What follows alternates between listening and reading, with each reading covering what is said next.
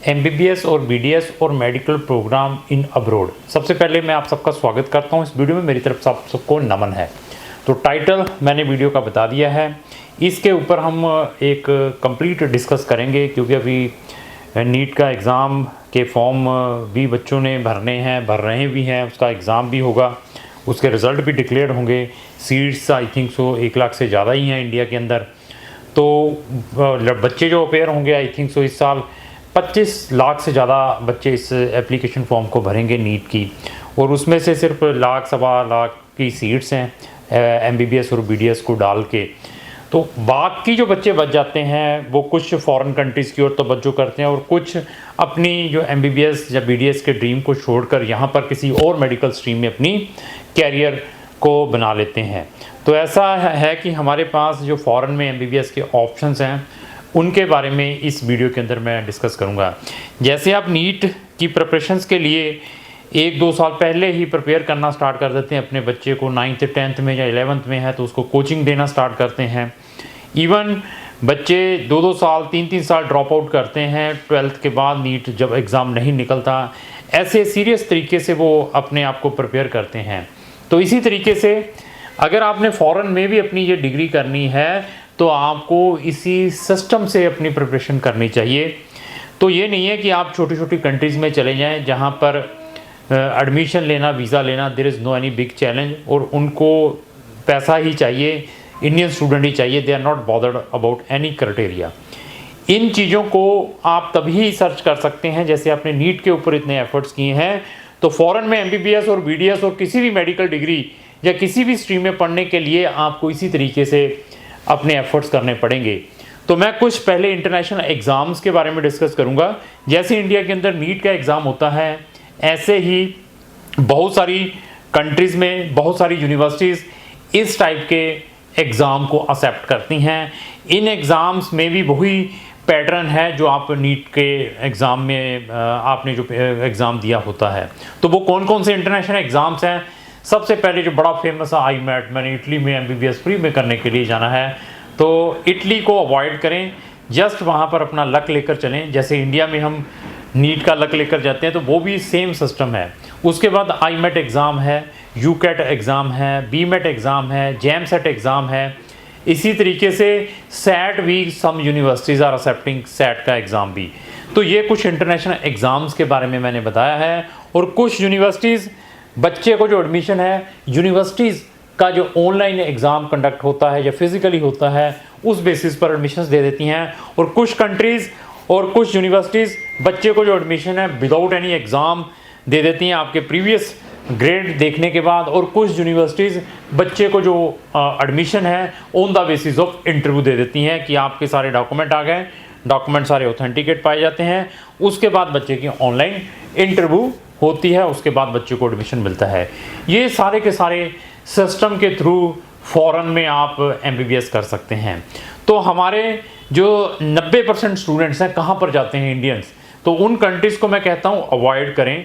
लेकिन आपने 90% बच्चों ने वहीं जाना होता है, वो कंट्रीज़ में मैं थोड़ा सा यहाँ पर टच करूँगा। पहले तो मैं एशियन कंट्रीज़ के बारे में टच करता हूँ। जैसे कोई बांग्लादेश को एमबीबीएस करने के लिए चला है, कोई नेपाल को चला है, कोई श्रीलंका को चला है। हमारे मैंने कुछ देखा है कि पाकिस्तान में भी बच्चे एमबीबीएस करने के लिए चले जाते हैं।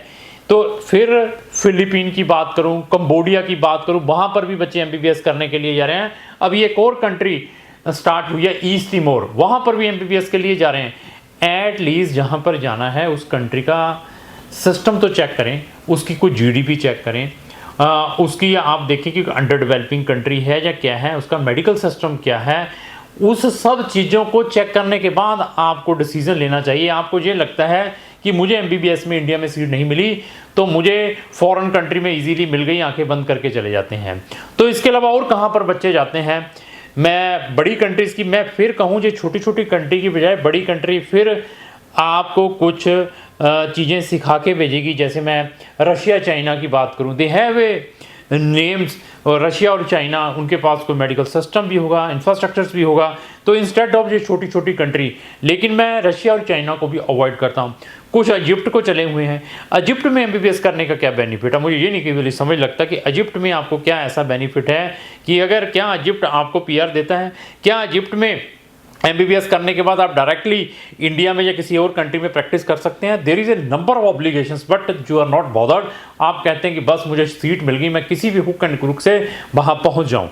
तो ये कंट्रीज के अलावा फिर जो अनदर कंट्रीज हैं, चल जॉर्जिया, चल अर्मीनिया, चल अजरबैजान, चल किर्गिस्तान, कजाकिस्तान, उज्बेकिस्तान, तुर्कमेनिस्तान, ऐसी कंट्रीज में फिर जाकर एमबीबीएस करते हैं।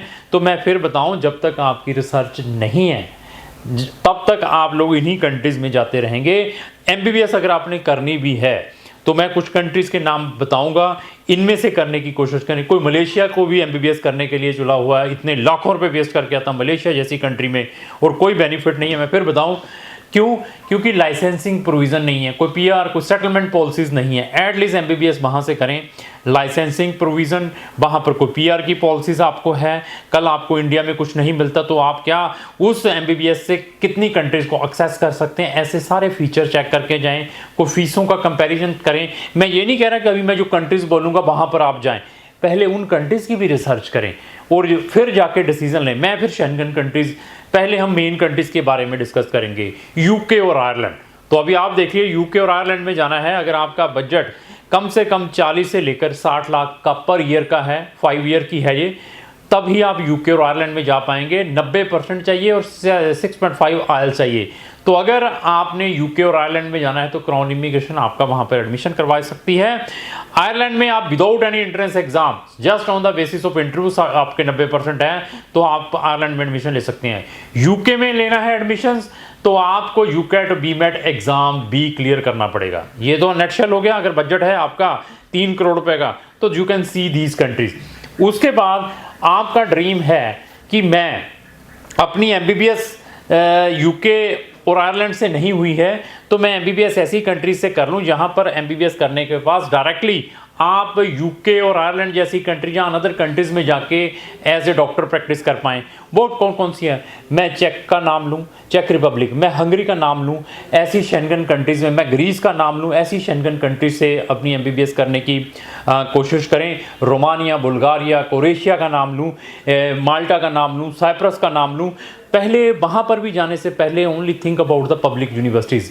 इसी तरीके से हमारे पास टोटल 16 से 17 कंट्रीज़ हैं। स्पेन में भी लोग स्पेन के नाम पर भी बच्चों को चीट करते हैं। स्पेन की एमबीबीएस पहले आपको स्पेनिश B2 तक सीखनी पड़ेगी और उनकी फीस साल की 14-14, 15-15 लाख है। बच्चे इन स्कैम में आ जाते हैं। तो आपने अगर एमबीबीएस अच्छी कंट्री से करनी है तो हमारी एक PDF भी है, उस PDF का लिंक मैंने डिस्क्रिप्शन बॉक्स में लगाया है। वहाँ जाकर आप हमारी ये एमबीबीएस कि कौन कौन सी कंट्रीज़ में बेस्ट ऑप्शंस हैं वो भी देख सकते हैं। इवन हमारे पास जितनी भी शेंगन कंट्रीज़ के इनकी प्ले लिस्टें भी हैं, उनको वॉच करें, उसके बाद डिसीज़न लें। तो अगर आप एमबीबीएस में नहीं मिलती तो हम आपको नर्सिंग भी ऐसी कंट्री से करा सकते हैं जहां से नर्सिंग करने के बाद आप स्वीडन, फिनलैंड, डेनमार्क, फ्रांस जैसी कंट्री में एज ए डॉक्टर प्रैक्टिस कर सकते हैं, एज ए नर्स प्रैक्टिस कर सकते हैं। जर्मनी में एज ए नर्स प्रैक्टिस कर सकते हैं। उनकी फीस भी नर्सेज की 3.5 लाख रुपया साल की है।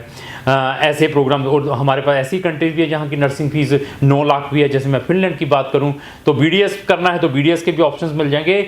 इसी तरीके से हमारे पास मेडिकल रिलेटेड अप्रॉक्स 20 ऑप्शंस हैं। जिन्होंने अपनी 12th मेडिकल स्ट्रीम से की हो तो उन बच्चों के लिए भी हमारे पास 20 ऑप्शंस हैं मेडिकल स्ट्रीम में। वो कौन से 20 ऑप्शन है उसके रिलेटेड में एक डेडिकेटेड वीडियो जिसका लिंक डिस्क्रिप्शन बॉक्स में लगाया। अभी डिसीजन आपका है।